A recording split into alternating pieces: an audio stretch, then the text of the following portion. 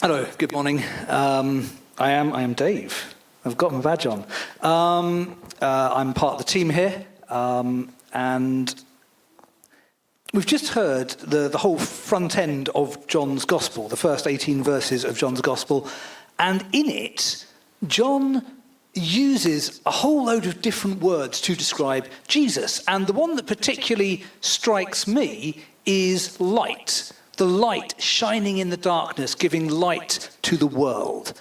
And it's something that we think about a lot at Christmas. I mean, we've still got our Christmas lights up in here. We've still got our Christmas lights on at home. Next door have still got their entire front of their house is covered in so many lights. Enough that you know when they're on because they're reflecting off the houses opposite back in. Genuinely, you can tell. We do tend to think a lot about light at Christmas. And so this particularly struck me. And one of the things that strikes me is something that I think is true about the Bible in general, that John is not choosing words carelessly. He's not just throwing in words because they strike him as a good idea in the moment. But when he refers to light, that's very deliberate. Because the idea of light, that thing by which we see and by which we are seen, I think it helps us to understand certain truths about Jesus and his purpose and what it means for us. And so let's think first about light is how we are seen. Now, you may disagree, but I don't tend to think of myself as being a particularly vain person. But I'm quite aware of how I look. And I said that in the first service, and everyone went, which is a little bit rude. It's a nice top. But, you know, we have a mirror. That's an old picture of me, obviously, a couple of years ago. Just one I had lying around. But we've got a mirror in our house. By the way, we've got several, but there's one by the front door. And I do tend to check, as I'm leaving the house, I will have a look at the mirror. What I don't tend to do is sort of sound check myself. I don't stand by the front door and go, sounding manly and growly this morning, good. I don't tend to go and sniff check. Occasionally, but not usually. But I do often look at the mirror. There's something about the way that I look that seems to particularly matter to me. Or how other people are going to see me, how other people are going to perceive me. Because so much of our appearance is controlled, isn't it? You know, I've chosen particular clothes to convey a particular image. I've styled my hair. Genuinely, I have. And trimmed my stubble, and I'm thinking about how I stand and how I present myself and all these things that I want you to understand about me and to see me in a certain way. And I think that's true generally of all of us, that there's a side of us that we like to present. You know, I like you to see the positive and the cheerful and the well-groomed side of me. I don't particularly want you to see the grumpy or the impatient or the frustrated. And in fact, even in that, I'm choosing certain things that's like acceptable for me to admit to being grumpy and impatient and frustrated. And there's a whole other layer beneath that I'm not telling you. And that's even more the side of me that I don't want you to see. The bits of me that I really don't like. Because I want to control how you see me. But I wonder how Jesus sees me. How Jesus sees each of us. Because I don't think that artifice works with Jesus. I think he sees us exactly as we are. He sees everything, all of our flaws, all of our failures, all of our worst moments and thoughts and actions. And to bring some balance to that, he also sees our brilliance and our potential and the things that make us lovable. Jesus sees everything. And I think it's a good thing. When I started going out with Abby, which is quite a few years ago now. We were surprised. It's been going on a while. And we often went out to Dartmoor. We quite like just going to Dartmoor and sitting on a tour or something. But one day we deliberately drove out to the middle of nowhere, found a small car park, parked in the car park, sat in the car, and we had a conversation in which we essentially shared everything about ourselves.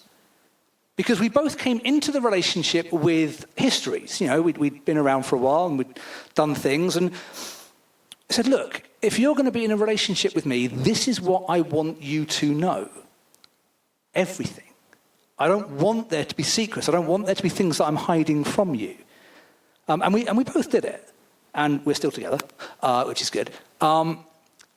Because it's a weird experience. It's a very, very difficult conversation to have.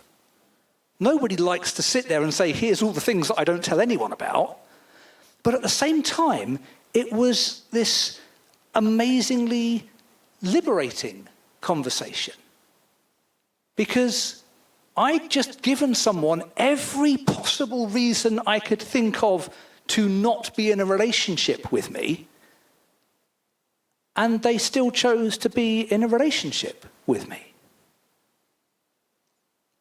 And I'm telling you that because that's how I think it works with Jesus. Jesus knows everything. He knows all the reasons that he shouldn't, in huge air quotes, love us. And then he chooses to love us anyway. I mean, just for a moment, think about one of those things that you keep hidden away from everyone else. That you think if you had to come up here and stand here and say the thing that you're thinking of into the microphone, all of us would be like, out and never return. I don't know why we'd use that voice. It felt appropriate. But we would be shocked. We would be horrified at the information that you were about to share. And just for a moment, so I don't want us to dwell on this too much, but just hold that there just for a moment. And now think, Jesus already knows that. That thing that you think is the worst thing that you know, that the rest of us would be horrified by, Jesus already knows about it. And he still loves you. Because he knows you completely. You're not going to surprise him one day. He's not going to go, oh, I did not know that. He already knows. Even the things that we haven't done yet, Jesus knows.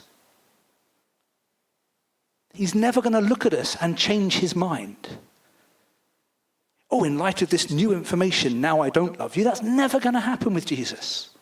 Because he knows us completely, and he loves us completely, and he forgives us completely.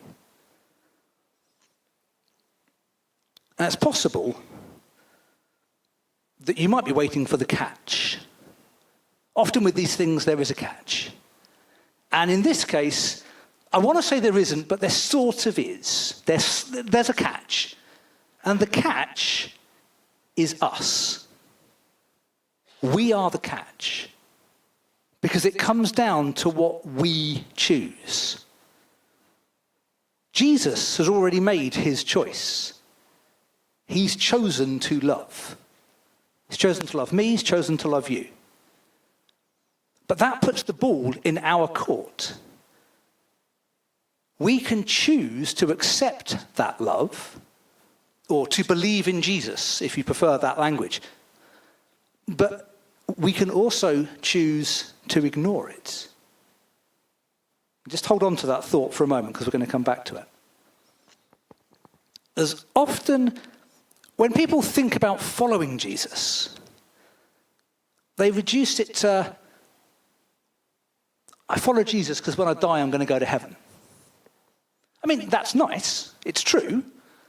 But I think it's a mistaken view of the world, because it turns life into this sort of waiting room that we just have to endure until the day that we pop our clogs and get our reward. And I don't think that is the image that John is painting for us. John portrays Jesus as creator, He is the word through which everything comes into being. He is the bringer of life. He is the bringer of light. He shines in the darkness. He affects and changes the world through his very presence. He reveals the nature of God. All of these things that we heard in that reading. It's pretty full on, to be honest. You just get that continuous line of thought from John going, look at Jesus, he made it and he came and he created and he's light and he... It's a lot, in a good way. Because I think this is what Jesus is offering to us, this idea of life to the full. John himself, chapter 10, verse 10, says, well, Jesus says in John, I come to give life to the full. Not life in the waiting room. So let's just jump back to that catch that I mentioned. And remember, Jesus' love, unconditional. Okay, that is safe, that is in the bank. No one can take that away. That can't be changed. But we have the choice. So on the one hand, we can say, no, thank you. And we can decide that we are happy to hang on to the secrets and the flaws and the successes and the failures. And we don't need that release of forgiveness and unconditional love. We are happy as we are. Thank you very much. No thank you to your kind offer, sir. Or, on the other hand, we can say yes. We accept that love and grace and forgiveness, and we embrace this new way of living that Jesus offers. Because light is how we see the world around us. And when we see the world through the light of Jesus, it looks exactly the same. And it looks completely different. It looks exactly the same because ultimately we're still looking at the same people and the same buildings and the same objects. Nothing has magically changed so that everyone's got a little sparkle over their head if they're a Christian or something. That would make life very easy. But that doesn't happen. It looks exactly the same. And yet it still is completely different because we ourselves have been transformed. And so now we see the world differently. We approach the world differently than before. I think we tend to think about following, and this may be because we're British, for those of us here that are British. This might be a very British thing, and you're welcome to correct me if you know otherwise. But I think it's very British English to treat following Jesus as a very personal thing. You know, we have that stiff upper lip, man's home is his castle, all that kind of, I don't share personal information about myself, what I choose to believe is what I choose to believe. I think it is a cultural thing. We feel that we don't want to intrude on the faith of others or intrude our faith onto others. We make it incredibly personal. But look at the language that John uses in this passage, and feel free to go back and look at it again later as well. He says, all things, all people, the world, all, they, us, we all. Jesus comes into the world for all people, invites all people to follow him. And whilst there is that personal element, it is the choice that you make.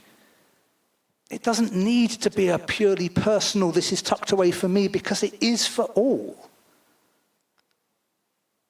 And if we accept the love of Jesus and we follow in his footsteps, then we become the light in the world. No longer living just for ourselves. No longer living just for our own desires, but giving of ourselves to serve others and forgive others and to love others. And I hadn't really planned this, but remember earlier on we had some of the young people up doing the torch, and they almost broke my thing by just going, here, have the torch, which was worrying for a moment. But do you see how quickly those guys there were like, oh, I can help. There was no, it's your problem, Percy, you fix it. They were like, oh yeah, I'll do that. I'll just come and get your torch. I'll just carry a torch out here, there. Oh, I'll come over here. And then Leanne was like, oh, I've got a mirror in my bag. I'll get that out. How quick we were just to go, oh yeah, I can help you with that. There's no sense of that's your thing. You worry about it.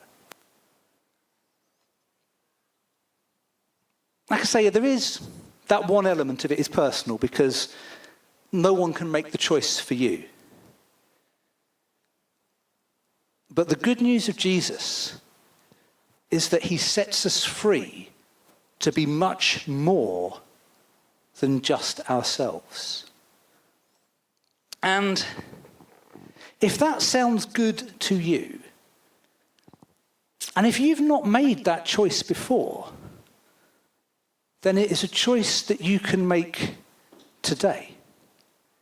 See, I'm not going to pressure you. I'm not going to get Hannah up to play a lovely emotional set of chords on the piano. We're not going to dim the lights. I'm not going to do some sort of emotional appeal because I'm rubbish at them anyway. I don't want to pressure people because this sort of decision, not sure there is another decision like this actually. Not this sort of decision, this actual decision is a big decision. It's not one that should be taken lightly. But at the same time, I want to give you that opportunity because I think it is a decision that matters. And to be honest, it might be that you've already decided. You might be sitting there thinking, yes, actually, I do want to accept Jesus' love and forgiveness, and I don't want to wait. I don't want to go and think about it some more. I know that this is what I want. Then don't wait. I mean, as it happens, if you have, whilst being sat here this morning, decided that you want to follow Jesus, then you need nothing more from me. You don't need permission. You don't need affirmation. You've made the decision. And yes, well done. Good call. But a couple of things might help you. And before we get there, if you're sitting here thinking, yeah, I did this years ago. I've already made that decision. I don't need to remake it. This is kind of going over my head now because I've done this. Then let me say, why not do it again? Why not remake that decision? Not because the one that you made before has lost its worth over time, but why not just say, yes, do you know what? I remember when I first grabbed hold of you, Jesus. I remember how excited I was. And at the start of this year, I want to grab hold of you again. And I want to be excited again. And I want to recommit to following in your footsteps. So perhaps don't let this wash over your head because you said it before. Perhaps there's value in saying it again. Because why not? And so I'm going to do two things. The first thing is that I'm going to say a short prayer. And if you do want to say the prayer with me because you're saying it for the first time or you're saying it for the umpteenth time, I'll pause after each sentence. And if you want to say it aloud, you can. If you want to say it quietly in your head, you can. I'm going to do that, and then we'll do one more thing, and then I'm done. So this is that prayer. Jesus, thank you that you love me and forgive me. I commit my life to you. Help me to live for you in all that I do.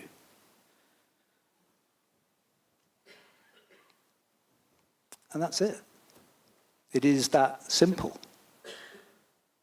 And then secondly, and this is perhaps more important than you might think, if you've just said that for the first time, tell someone. It could be the person that you came in with. Turn to them, tell them. They'll be quite excited. It could be somebody that you know in the room, someone that just looks vaguely friendly. Go and tell them. Most people look vaguely friendly. It's fairly safe. Tell me. I don't think I do look friendly, but you know who I am because I've got a name badge on. So you can come and tell me. Tell someone. Tell someone about the exciting, incredible decision that you have just made, because I bet they want to be excited with you. I do. And if you've made this decision before, tell someone. Don't tell the people in here. That's not your challenge. Your challenge is to go and tell somebody who is not in here.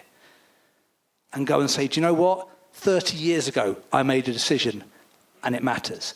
5 years ago, 60 years ago, I made a decision to follow Jesus, and I just want to tell you about it. Because that is an exciting opportunity too. Let's pray.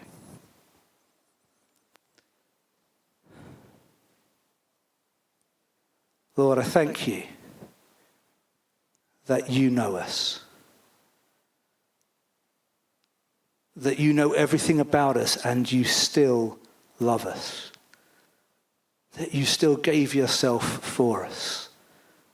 That you choose us each day. Lord, I ask that you would help us to love you and to follow you and to see the world in your light. Help us to be people that love as you loved and to give and to serve and to pour ourselves out just as you did for us. Lord, help us to live for you in everything that we do. Amen.